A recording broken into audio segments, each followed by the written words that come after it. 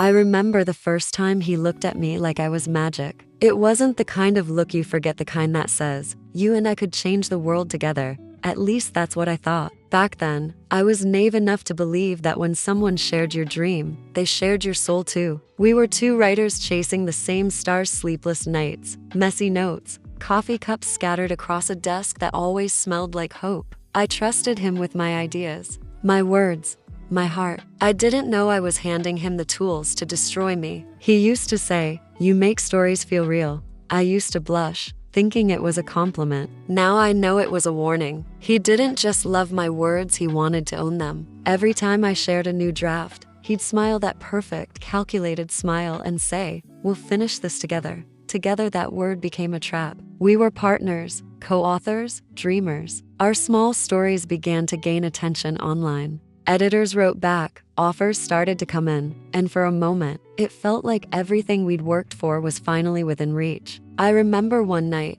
sitting beside him on the balcony of his apartment, the city lights shimmering below us like a sea of promises. He turned to me and said, "We're unstoppable, you know that?" And I believed him. Until the morning I woke up and saw my words, my exact words printed under his name. It felt like time stopped. My hands trembled as I scrolled through the article. Each line cut deeper. He hadn't even tried to hide at the metaphors, the phrasing, even the dedication I wrote to my late mother. All of it stolen. I remember calling him, my voice shaking, asking why. He laughed softly, almost pitying me. "Relax," he said. "I just cleaned it up, made it sound professional. We're a team, right? My name on it helps both of us." That was the moment I realized he never saw us as equals. To him, I was a ladder, a tool, a shadow behind his spotlight. I hung up. I couldn't breathe. For weeks, I couldn't even touch my notebook. Every word I'd ever written suddenly felt contaminated by his betrayal. I wanted to scream, to expose him, but part of me was still that scared, hopeful girl who thought maybe, just maybe, it was a misunderstanding. But deep down, I knew he had betrayed not just our story, but me. Months passed. His fame grew. My silence became his stage. Every interview, every social post, he painted himself as the genius, the visionary who found his voice, and the world applauded him for words that were never his. I watched from behind a screen as he lived the dream we once built together. And every time his name trended, it felt like my heart cracked a little more. But something inside me refused to die. The part that still believed in justice. The part that knew stories have a way of finding their truth. One night, I opened my laptop. My hands shook. The cursor blinked, impatient, daring. I began to write, not about him,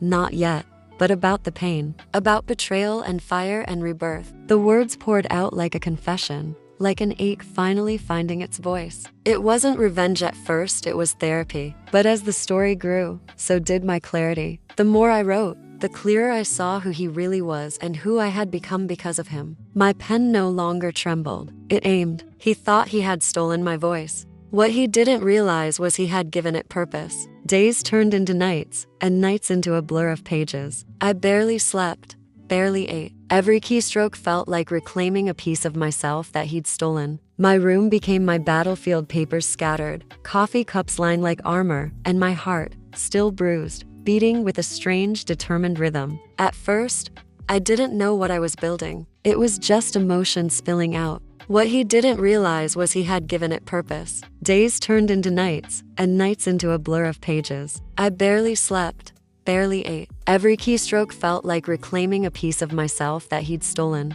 My room became my battlefield, papers scattered, coffee cups lined like armor, and my heart, still bruised, beating with a strange, determined rhythm. At first, I didn't know what I was building. It was just emotion spilling out, not through confrontation, not through shouting matches or social media drama. No, I would let the truth do what it does best, reveal itself, slowly and undeniably. So I began crafting a story based on us. Every memory, every lie, every manipulation transformed into fiction so raw it hurt to read. I changed names, yes, but anyone who knew the truth would feel the echo. The betrayals, the stolen words, the false smiles. But this wasn't a diary anymore, it was a weapon. A mirror that would force him to see what he'd done, what he'd become. For months, I worked in silence while he bathed in attention. Every award nomination, every applause for his so-called original work only fueled me further. He thought I was gone, forgotten, that I had moved on, or worse, given up. But I was right there, building my justice word by word. There were nights when doubt crept in, whispering that I was wasting my time, that no one would ever care about my version. But then I'd remember his voice, the arrogance in his tone when he said, "You need me," and just like that, the fire returned. When the final line was written, I sat there for hours staring at the screen. My hands trembled, not from exhaustion, but from power. The kind of power that comes when you realize you've turned pain into something unstoppable. I titled it "The Story We Built Together." I submitted it anonymously at first, just to test the waters. And when the first review came back glowing, heartfelt, moved, I knew I'd done something right. Publishers wanted more. Editors wanted to meet. Suddenly, the same world that had ignored me when he stole my words was now listening to me. And the best part? They didn't even know who I was yet. When my publisher offered to reveal my name officially, I said yes, not out of vanity, but because it was time. Time to take back what was mine, my voice, my story, my name. The announcement dropped online one morning, and within hours, my inbox flooded. People praised the raw honesty, the emotional truth in my words. They said it felt real. Of course it did, because it was. And then, I got a message from him. At first, I hesitated to open it. My heart raced, palms sweating, the familiar sting of old wounds itching under my skin. But curiosity won. His message was short. "Congrats on your story. It's impressive. Feels strangely familiar." I stared at the screen and almost laughed. Of course it felt familiar. He was finally reading his own sins wrapped in my voice. I didn't reply. Not yet. I wanted him to stew in that confusion, that creeping realization that maybe, just maybe, his secrets were starting to unravel. Weeks passed, and the story kept gaining traction. My interviews went viral. I was being invited to panels, podcasts, even small literary events. And every time I spoke, I made sure to say one thing: your words are your fingerprint. No one can truly steal them, not if you fight for them. I could feel the shift happening. People who once praised him started to question the similarities between his masterpieces and my debut. The whispers began. The doubts spread. It was poetic. Really his downfall beginning not with a scream, but with a whisper that sounded a lot like truth. One afternoon, I got invited to the biggest writing conference of the year, the same one he used to dream about attending. They wanted me to give a talk about authentic storytelling. I accepted. When I walked on that stage weeks later, I didn't wear revenge like armor. I wore confidence like it was stitched into my skin. My heart pounded, but my voice was steady. I told the audience about honesty, about betrayal, about how creativity can be both weapon and healing. I didn't say his name. I didn't need to. By the time I finished, the crowd stood up in applause. Cameras flashed. I felt lighter, not because I'd humiliated him, but because I'd proven something to myself. I wasn't the girl he broke. I was the woman who rebuilt herself from the pieces. But the best part was still to come, because that same night, he was there, standing in the back of the room, arms crossed, eyes dark and unreadable. I saw him the moment I stepped off stage. He didn't smile. He didn't congratulate me. He just looked small, smaller than I'd ever seen him. For the first time, I didn't feel anger. I felt power, quiet, unshakable power. And I realized revenge doesn't always roar. Sometimes it just smiles, walks past the person who once destroyed you, and lets them choke on your success. I could feel his presence before I even turned around. The air shifted, heavy and familiar, that same quiet tension I used to feel whenever he entered a room, a mix of charm and danger, of comfort wrapped in deceit. He stood there, just a few steps away, his eyes locked on me. For a long moment, neither of us spoke. The crowd buzzed around us, cameras flashing, laughter echoing, but for me, everything went silent. It was just us. Again, he broke the silence first. "You've changed," he said. His voice still carried that lazy confidence, that smooth tone that once could convince me of anything. I met his eyes, my heart beat steady. "Yes," I said quietly. "I had to." He gave a short laugh, but it didn't reach his eyes. "I read your story," he said. "Quite the performance. People seem to think it's powerful. Performance." That word stung more than it should have. He still didn't understand. He never did. I took a slow breath. "It wasn't a performance," I said. "It was truth. You should try it sometime." His smile faltered. just a little. Come on, he said. You really think anyone believes your little fiction? You're still bitter, that's all. I stepped closer, close enough to see the slight twitch at the corner of his mouth, the tension in his jaw. He wasn't as calm as he pretended to be. You know what's funny? I said. For someone who claims to have written everything himself, you seem awfully nervous when people mention my name. He didn't reply. I could see it. The panic he was trying to bury, the fear that people were finally starting to see through him. You're paranoid, he muttered. No one's going to believe your version. Maybe not, I said, lowering my voice. But the truth doesn't need belief. It just needs time. He looked away, jaw tight. For a moment, I almost felt sorry for him. Almost. But then I remembered the nights I cried myself to sleep, the humiliation of watching him take credit for my work, the way he made me doubt my own worth, and the pity disappeared. He leaned in, his voice dropping. You think you've won, don't you? I looked him straight in the eyes. No, I said. Winning means playing the same game. I just stopped playing. For a second, he looked like he wanted to say something else, but the words wouldn't come. Maybe because he knew, deep down, that this was the moment he'd lost control not just of me, but of the story. I turned to leave, but then I stopped. I wanted to end this properly, once and for all. I turned back to him and said softly but clearly, you taught me something. You taught me that not everyone who stands beside you wants to build with you. Some just want to steal your bricks. He flinched, like the words hit harder than any slap could. Goodbye, I said, and this time, I meant it. As I walked away, I felt the weight lift off my shoulders. The noise of the crowd returned, the lights brightened, the world came back into focus. And for the first time, I didn't feel like I was running from something. I was walking towards something freedom. Later that night, I got home and opened my laptop. My inbox was full messages from readers, publishers, journalists. One caught my eye. Congratulations, you've been shortlisted for the National Storytelling Award. I stared at the screen, breath catching in my throat. That was the same award he'd once told me we'd win together. I couldn't help but laugh. The irony was perfect. The story he stole from me had started his rise, and the story I wrote about him was about to end it. The weeks that followed were a blur of interviews and headlines. People started connecting dots, comparing timelines, questioning his authenticity. He tried to defend himself, of course called it coincidence, inspiration, misunderstanding. But the more he talked,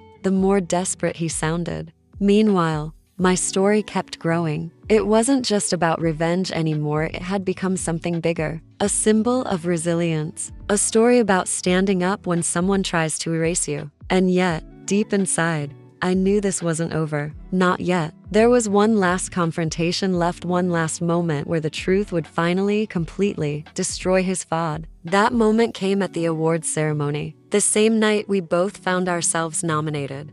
He for his so-called original anthology, and me for the story we built together. The universe has a dark sense of humor, doesn't it? When I arrived, the room glittered with chandeliers and nervous ambition. Everyone wore their best masks, smiles stretched over envy, compliments laced with competition. But when our eyes met across that crowded hall, there was no mask left between us, just silence. He approached me slowly, trying to look composed. Congratulations, he said, offering a stiff smile. I returned it, calm, steady. You too, I replied. For a moment, we stood there, two ghosts surrounded by applause and lights, bound by a history that neither of us could undo. He leaned closer. If either of us wins, it's still our victory, right? Like old times? I smiled faintly. Not this time, I said. This time, I wrote mine alone. His expression flickered. For the first time, I saw something break behind his eyes.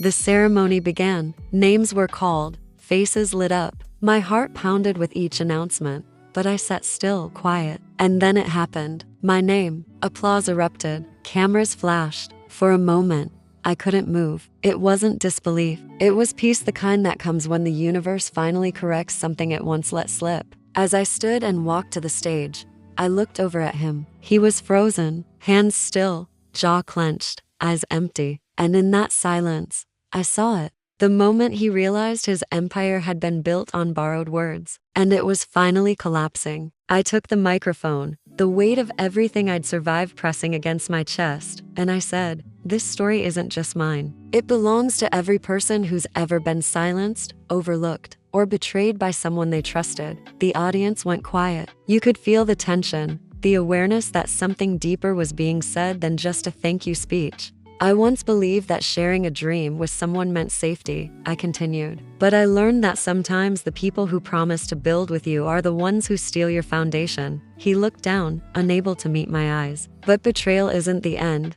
I said, voice trembling but strong. It's the beginning of a new kind of truth, one that no one can take from you. Applause thundered. I smiled, not for the victory, but for the closure. When the lights dimmed and the ceremony ended, I stood there for a long moment, holding that award in my hands. It wasn't heavy, not like I thought it would be. It felt light, like it was never about the trophy itself, but the weight I had to shed to reach it. People came up to me, congratulating me, shaking my hand, telling me how my words moved them. I smiled, I thanked them, but my eyes kept drifting across the room. To him, he sat alone now. The crowd around him had thinned. His phone was in his hand, but he wasn't scrolling anymore. His confidence, that spark that once commanded every room, was gone, replaced by silence, regret. For a moment, I debated whether to just leave. I had already won. I had nothing left to prove. But something in me wanted to end this face to face, not with anger, but with truth. So, I walked toward him. Each step echoed louder than the last. He looked up when he heard me. His eyes were tired,